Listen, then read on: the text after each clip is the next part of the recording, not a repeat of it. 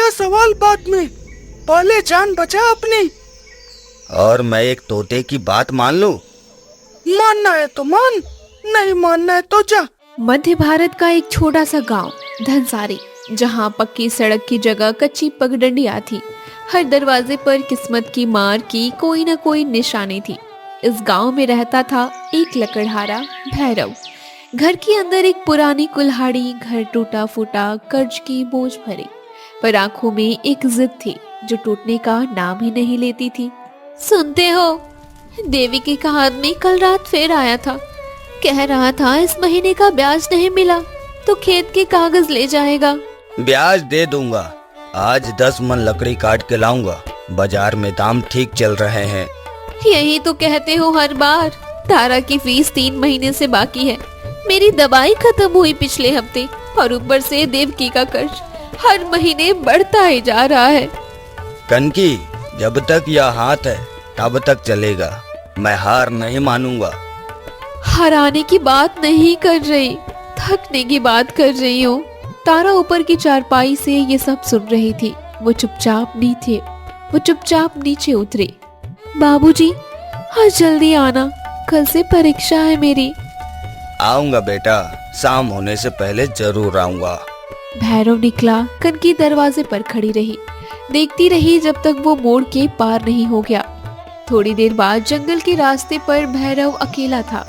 पेड़ घने थे, हवा ठंडी थी और सुबह की धूप अभी पत्तियों के बीच से छन छन करा रही थी। वे सीधे पूरब वाले बरगद की तरफ जा रहा था, जहाँ सबसे मोटे पेड़ थे और सबसे अच्छी लकड़ी मिलती थी। भैरव, भैरव, रुक जा। पूरब वाले बरगद के पास मत जाना। कौन है? कौन बोला? ऊपर देखो।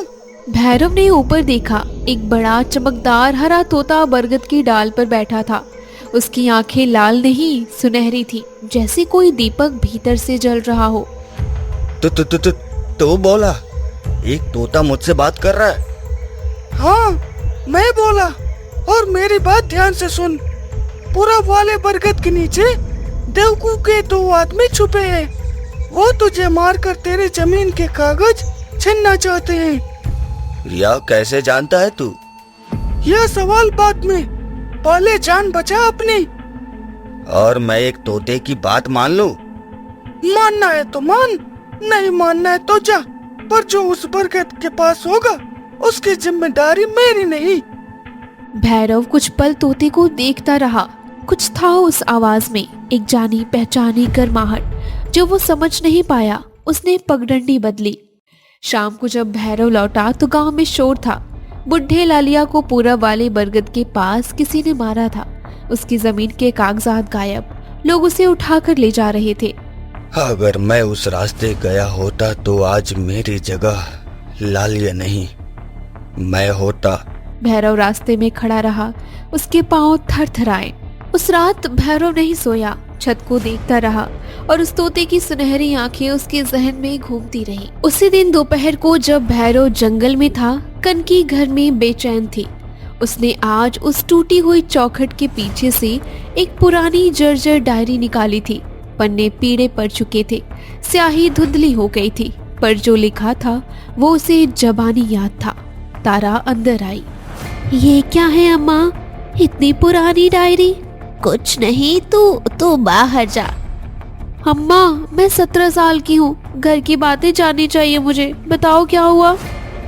ये तेरे नाना ने दी थी मरते वक्त। उसमें क्या है? देवकू का सच। उसने तेरे दादा को मारा था बेटा, जहर दिया था, और उनके मरने के 3 दिन बाद जमीन के कागज बदल दिए। क्या? और तुम इतनी साल से जानती थी? अम्मा, बाबू को बताना चाहिए, उनकी जमीन छिन रही है, उनका कर्ज बढ़ रहा है, और ये सब सच तुम्हारे पास था। डरती थी, देवकू ताकतवर है, और तेरे नाना ने कहा था वक्त से पहले मत बताना। कौन सा वक्त? अभी नहीं तो कब? देवकू हमारे घर पर हमला करवा रहा है। ये वक्त नहीं है तो और क्या है? कनकी चुप रही। जवाब नहीं था उसके पास। 20 साल पहले उस रात कनकी 18 साल की थी। उसके बाप को बुखार था। ऐसा बुखार जो 3 दिन से उतर ही नहीं रहा था। उन्होंने उसे बुलाया। कमरे में सिर्फ एक दीपक जल रहा था। कनकी उनके पास बैठी, उनका हाथ पकड़ी और बाप की सांसें भारी हैं। बेटे, वक्त कम है, ध्यान से सुन। बाबा, डॉक्टर को बुला दूं? नहीं, पहले यह सुन। यह डायरी ले, इसे संभाल रखना बहुत सालों तक। इसमें क्या है बाबा? देवकू का जुर्म। उसने भैरव के बाप को, जिससे तेरी शादी होने वाली है, जहर देकर मारा था। मैंने अपनी आंखों से देखा था उस रात। क्या? और 3 दिन बाद देवकू ने उनकी जमीन के कागज बदलवा दिए। मैंने पुलिस को बताया था, पर देवकू ने थाने में पैसा दिया। मेरी बात नहीं सुनी किसी ने। तो अब हम क्या करें? यह डायरी रख। जब भैरव के पास इंसाफ का असली मौका है तब काम आएगी। उससे पहले मत खोलना। देवकू को शक हुआ तो वो तुम दोनों को नहीं छोड़ेगा। बाबा, मेरी बेटी को कभी कमजोर मत समझना। वक्त आएगा, तू पहचान लेना। उस रात वो चले गए और कनकी ने वो डायरी अपनी साड़ी के पल्लू में लपेटकर उस टूटी चौखट के पीछे रख दी जहाँ 20 साल तक रही। आज का दिन। अम्मा, वो वक्त आ गया है। हाँ, आ गया है। उधर गांव के दूसरे छोर पर देवकी के पक्के मकान की एक बंद कोठरी में उसका बेटा रति बैठा था। सामने एक अधलिखी चिट्ठी पड़ी थी। उसे पूरा करने की हिम्मत नहीं हो रही थी। आंखें सूजी हुई थी, जैसे रात भर रोया हो। देवकू दरवाजा खोलकर अंदर आया। जा, भैरव के घर पर नजर रख। पता लगा उसके पास क्या कागजात हैं। बाबू, यह काम मैं नहीं करूंगा। क्या बोला? भैरव काका ने कुछ नहीं किया। उनकी जमीन उनकी है। जो तुम कर रहे हो वो गलत है। मेरे घर में खाता है, मेरे पैसे से पला है और मुझे गलत सही सिखाएगा। शर्म नहीं आती? शर्म तुम्हें आनी चाहिए बाबू। किसी को मारकर उसकी जमीन छीनी, यह कैसा धंधा है? चुप रहा, अपनी औकात में रह, वरना घर से निकाल दूंगा। हाँ, निकाल दो, पर जो सच है वो सच है। देवकू एक पल उसे देखता रहा, फिर पलटकर चला गया। रत्ती धीरे धीरे बैठ गया। उसने वो अधलिखी चिट्ठी उठाई, इस बार पूरी लिखी। बाबू, तुम्हारी तिजोरी में जो कागज है वो भैरव काका के बाप के थे। मैं उन्हें सच बताऊंगा। ये पाप मेरे कंधों पर नहीं टिकेगा। फिर उस चिट्ठी मोड़कर जेब में रखी और तिजोरी की तरफ चल दिया। गांव के उत्तर में एक अकेली झोपड़ी, मुन्नो बाई का घर। ये औरत गांव की सबसे पुरानी रहस्यमय हस्ती थी। जड़ी बूटी जानती थी, ज्योतिष समझती और धनसारी के हर घर का राज अपने सीने में दफन रखती थी। शाम के धुंधलेके में मुन्नो बाई बाहर बैठी है। वहीं तारा तोता उसके पास आकर बैठा है। भैरव को बचाया आज? हाँ माई, वो पूरब वाले बरगद नहीं गया। अच्छा किया, पर खतरा अभी टला नहीं है। देवकू डरा हुआ है। डरा हुआ आदमी ज्यादा खतरनाक होता है। मुझे पता है, तू 30 साल से देख रहा है। हाँ, 30 साल। थका नहीं तू इस देह में बंधा हुआ? बाप कभी थकता नहीं माई, जब तक बेटा ठीक न हो जाए। मुन्नो बाई की आंखें भर आई। 30 साल पहले उस जंगल में जब मैंने तुझे छटपटाते देखा था ना, रोती हुई रूह को, तब मैंने वादा किया था। और तुमने वादा निभाया माई। अब वक्त आ गया है, सब धागे मिलने वाले हैं। कटकी के पास डायरी है, रति के पास कागज और विरजू के पास गवाही, और भैरव के पास हिम्मत। हाँ, वो सबसे जरूरी है। अगले दिन भैरव ने बिरजू को बुलावा भेजा। दोनों गांव के बाहर नीम के पेड़ के नीचे मिले, जहां बचपन में खेला करते थे। बिरजू आया। उसके चेहरे पर पहले से ही एक बेचैनी थी, जैसे जानता हो कि क्या पूछा जाएगा। बेजो, मेरे बाप की मौत कैसे हुई थी? सच बता। अरे वो बहुत पुरानी बात है यार, क्यों उखाड़ रहा है अब उसे? बेजो, तू मेरा सबसे पुराना दोस्त है और आज मैं तुझसे दोस्त की तरह नहीं पूछ रहा, एक इंसान की तरह पूछ रहा हूँ। भैरव, देवकू के आदमी हर तरफ है। अगर उसे पता चला पता नहीं चलेगा, बस मुझे बता। भैरव, तेरे बाप को जहर दिया था देवकू ने। क्या? उस रात मैं देवकू के घर के पास से गुजरा था, मैंने देखा था तेरे बाप को कुछ पिला रहा था। मैंने सोचा दवाई होगी, अगले दिन सुना कि वो नहीं रहे। और तूने किसी को नहीं बताया? डर गया था, देवकू ताकतवर था, मेरे घर में बच्चे थे, मैं कायर था। 30 साल यह बात मेरे बाप के सीने में दफन रही और तू जानता था? माफ कर दे भैरव, मैं गलत था, पर अब गवाही दूंगा, कोर्ट में, पुलिस में, जहां चाहे ले चल। भैरव ने हाथ नहीं छुड़ाया पर कुछ बोला भी नहीं, बस एक लंबी चुप्पी रही। ठीक है, पर अब पीछे मत हटना। नहीं हटूंगा, कसम खाता हूँ। उस शाम तारा घर के बाहर बैठी थी। रत्ती उधर से गुजरा और रुक गया। दोनों के घरों में दुश्मनी थी, पर उन दोनों के बीच कभी नफरत नहीं थी। रत्ती झिझकते हुए पास आया। तारा, बात करनी थी। क्या बात करनी है? कल रात तुम्हारे बाबू के आदमी हमारे घर आए थे, वो भी बात करते हो? वो मेरे बाबू की बात है, मेरी नहीं। रत्ती भैया, सिर्फ कहने से अलग नहीं होते, करना पड़ता है। इसलिए आया हूँ, तुम्हें कुछ बताना है। तुम्हारे दादा के साथ जो हुआ मुझे पता है, और बाबू की तिजोरी में वो असली कागज है जो उनकी जमीन के थे, मैंने खुद देखे हैं। क्या? बरसों से देखता आ रहा हूँ, पर डरता था। अब नहीं डरता। तो निकालो वो कागज। रत्ती भैया, तुम्हारे बाबू ने जो किया तुम उसके लिए जिम्मेदार नहीं हो, पर अगर अभी चुप रहे तो उसके हिस्सेदार जरूर बन जाओगे। रत्ती ने कोई जवाब नहीं दिया, पर उसकी चुप्पी में जवाब था। देवकी ने अगले दिन पंचायत बुलाई। गांव के सब लोग जमा थे, कुछ डर से, कुछ उत्सुकता से। देवकू चबूतरे पर बैठा था, दाईं तरफ 2 पहलवान खड़े थे। भैरव भी आया, उसके पीछे थोड़ी दूर बिरजू था। भाइयों, बात साफ है, भैरव पर मेरा 50,000 का कर्ज है। 30 साल हो गए, एक पैसा नहीं मिला। पंचायत फैसला करे उसकी जमीन नीलाम हो। देखो भाई, उसकी जवान बेटी है, थोड़ा वक्त दे दो। वक्त बहुत दे चुका, अब और नहीं। देवकू, कौन सी जमीन की बात कर रहा है तू? वो जमीन जो तूने मेरे बाप को मारकर अपने नाम करवाई थी। पंचायत में एकदम सन्नाटा छा गया, कोई खांसी तक नहीं। यह क्या बकवास है? मुझ पर इल्जाम? तेरी हिम्मत कैसे हुई मनहूस? इल्जाम नहीं देवकू, सच, और मेरे पास सबूत है। सबूत? तेरे जैसे मनहूस के पास? हाँ, दिखा तो जरा, क्या सबूत है? अभी नहीं देवकू, सही वक्त पर मिलेगा तुझे, और मेरी गवाही भी होगी उस वक्त। देवकू ने बिरजू को घूरा। बिरजू ने आंखें नहीं झुकाई, शायद पहली बार। यह पंचायत बर्खास्त, पर सुन ले भैरव, यह बात यहीं नहीं रुकेगी। मुझे पता है देवकू, तू नहीं रुकता, और मैं भी नहीं रुकूंगा। रात का दूसरा पहर था। भैरव और कनकी जाग रहे थे।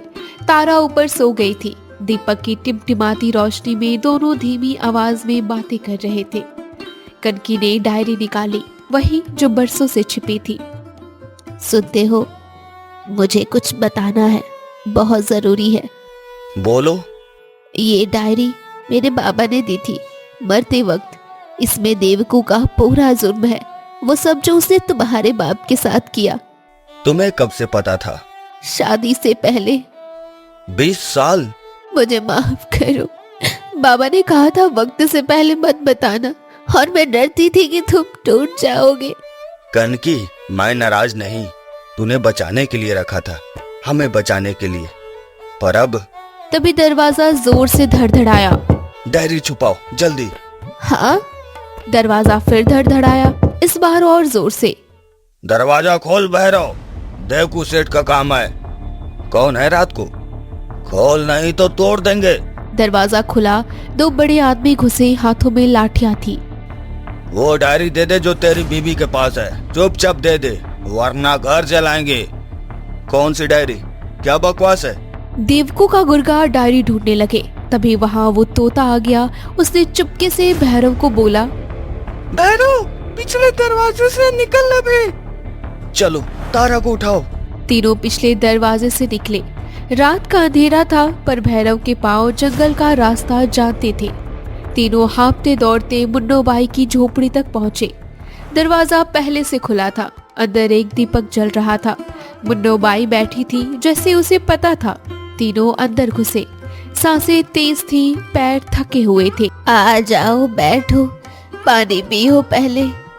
माई, देखू के आदमी घर में घुस आए थे। जानती हूँ। कैसे जानती हो माई? बैठो बेटा, पहले बहुत कुछ है बताने को। तीनों बैठ गए। मुन्नो बाई ने लालटेन जलाई। भैरव, एक बात बताऊं, पर पहले ये बता कि तू उस तोते पर भरोसा करता है जो तुझे बचाता है? भरोसा करता हूँ, मेरी जान बचाई उसने। वो तोता कोई जंगली पक्षी नहीं है, तो क्या है? वो तेरे बाप की रूह है भैरव। माई, यह क्या कह रही हो? 30 साल पहले उस रात जब देवकू ने तेरे बाप को जहर दिया और जंगल में मरने के लिए छोड़ दिया, मैं उस जंगल में थी। मैंने उनकी रूह को उस बरगद में अटके हुए देखा था। वो जा नहीं पा रहे थे क्योंकि उनका बेटा अभी छोटा था और अकेला था। और तुमने? मैंने उस रूह को एक तोते में बांधा, पर एक शर्त पर। जब तक तेरे बेटे को इंसाफ ना मिले तू मुक्त नहीं होगा। तो वो हर बार जो भैरव को बचाता था उनके बाप थे। 30 साल से। भैरव रोया। पहली बार बरसों का बंधा हुआ दर्द एक साथ बह निकला। वो मेरे पास थे इतने साल और मुझे पता भी नहीं था। उन्हें पता था, उनके लिए बस यही काफी था। कितनी बार उड़ गए, मैं पकड़ना चाहता था। वो अटके थे तेरी रक्षा करने के लिए। अब तुझे उन्हें जाने देना है। कनकी ने डायरी निकाली और मुन्नो बाई के सामने रखी। भैरव, मैंने 20 साल ये छुपाया, मुझे माफ करो। तूने डर से नहीं छुपाया था, बचाने के लिए रखा था। माफी मत मांग। ये डायरी बिरजू की गवाही और एक और चीज, रत्ती। रत्ती भैया? उस लड़के में इंसानियत है। वो आएगा, सुबह खुद चलकर आएगा, देख लेना तुम। उधर रत्ती पूरी रात नहीं सोया। वो तिजोरी के सामने बैठा रहा। उसमें वो कागज थे जो 30 साल से देवकू ने दबा कर रखे हुए थे। बाबू, तुमने यहाँ रखा था, मैं यह वापस करूँगा। उसने कागज एक पोटली में बांधे। उस रात वो देवकू के सामने से गुजरा। देवकू सो रहा था। रत्ती रुका, एक पल बाप को देखता रहा। मैं तुमसे नफरत नहीं करता, पर जो तुमने किया उसे ढकता भी नहीं रहूंगा। वो घर से निकला सुबह होने से पहले। भैरव, मुन्नो बाई और कनकी और बिरजू चारों देवकी के दरवाजे पर आए। रत्ती बाहर ही खड़ा था। भैरव काका, मैं आपका इंतजार कर रहा था। रति, तू यहाँ? यह लो, बाबू की तिजोरी से निकाला है। आपके दादा की जमीन के मूल कागज 30 साल से यहाँ बंद थे। रति, तूने यह अपने बाप के खिलाफ किया। वो मेरे बाप है, पर उन्होंने जो किया वो गलत था, और गलत को छुपाना वो और भी बड़ा गुनाह होता है। बहादुर है तू। बहादुरी नहीं भाई, बस थक गया था उस बोझ से। तारा दूर खड़ी ये सब देख रही थी। उसकी आंखें भर आई। पुलिस आई। बिरजू ने गवाही दी। तुमने 23 साल इंतजार क्यों किया?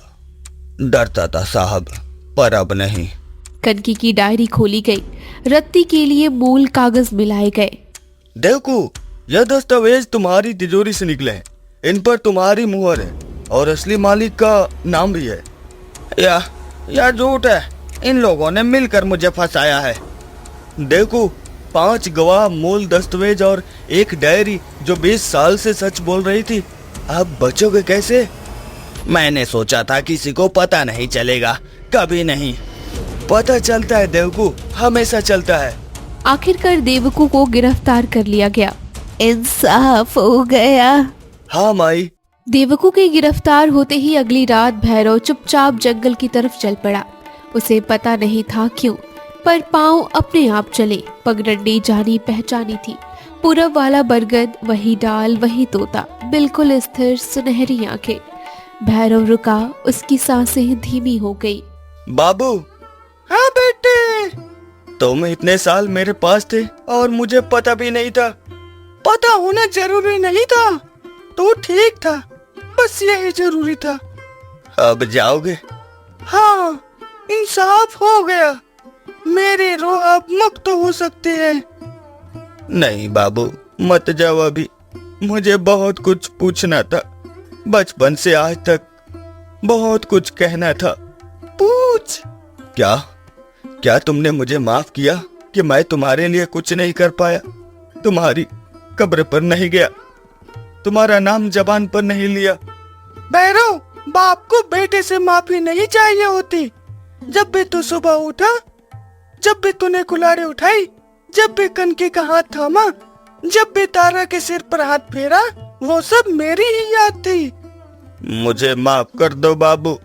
बेटे को माफ करने की जरूरत नहीं होती, बस देखा था तू जी, अच्छी तरह जी, यही काफी था मेरे लिए। भैरव का सिर झुक गया, आंसुओं की लकीरें उसके गालों पर थी। तारा का ख्याल रखना, कनकी को तकलीफ मत देना, और सुन, जमीन से ज्यादा जरूरी इंसान होता है, यह कभी मत भूलना। नहीं बोलूंगा, कसम से नहीं भूलूंगा। मैं कहीं नहीं गया भैरव, बरगद की पत्तियों में हूँ, हवा में हूँ, तेरी सांसों में हूँ। तोता ऊपर उड़ा, धीरे धीरे बरगद के पत्तों के बीच से एक सुनहरी रोशनी हुई और फिर वो गायब हो गया। भैरव वहां घंटों बैठा रहा, मन में एक अजीब सी शांति थी, जैसे कोई बोझ उतर गया हो। तारा और कनकी उसे ढूंढते हुए आई, दोनों ने उसे बरगद के नीचे बैठा देखा, चुप और शांत। घर चलते हैं। हाँ, चलते हैं। दादा थे ना वो बाबू? हाँ बेटा, और वो यहाँ थे, इतने साल हमारे साथ। अब भी है, बस थोड़ा और दूर। 3 महीने से धनसारी बहुत बदल चुका था। भैरव की जमीन उसे वापस मिल गई थी। भैरव, पंचायत में एक प्रस्ताव रखना चाहता हूँ। वो पूरब वाला बरगद, उसे कभी नहीं काटेंगे। हाँ, और उस पर एक पट्टिका लगाओ। क्या लिखूं? इस पेड़ की छांव में एक बाप ने अपने बेटे की रक्षा की, लिख दूंगा। और बिरजू, जो तूने गवाही दी उसके लिए शुक्रिया। देर से किया भैरव, बहुत देर से, पर किया, यही जरूरी है। रत्ती शहर जा रहा था, जाने से पहले वो तारा से मिलने आया था। अरे जा रहा हूँ नई शुरुआत करने। अच्छा किया। तुमने कहा था अगर सच में अलग हो तो कुछ करो, किया। क्या? शुक्रिया रत्ती भैया। तारा, बाबू ने जो किया उसके लिए मैं माफी मांगना चाहता हूँ। तुम उसके लिए जिम्मेदार नहीं थे, और तुमने जो किया वो माफी से बड़ा था। ठीक है, खुश रहो। तुम भी। रत्ती चला गया, तारा देखती रही। अब भैरव हर शाम उस पूरब वाले बरगद के पास जाता था, कनकी भी साथ जाती। दोनों चुप बैठते और उस चुप्पी में भी एक बातचीत होती थी जो कभी खत्म नहीं होती। एक शाम तारा भी साथ आए। बाबू, दादा सुनते हैं हमें? जरूर सुनते हैं। दादा, आपकी बात याद रखिए, बाबू ने, जमीन से ज्यादा इंसान जरूरी है। पत्तियां हिली, एक हल्की हवा आई। जवाब आया। क्या बोली दादा? मैं यहाँ हूँ हमेशा। मैं भी सुनूंगी। आंखें बंद कर ध्यान लगा। एक बाप, एक माँ, एक बेटी, क्या चाहिए और? तीनों बैठे रहे। शाम ढलती रही, बरगद की पत्तियां हिलती रही, और उस हवा में एक गर्माहट थी जो कहीं नहीं गई थी।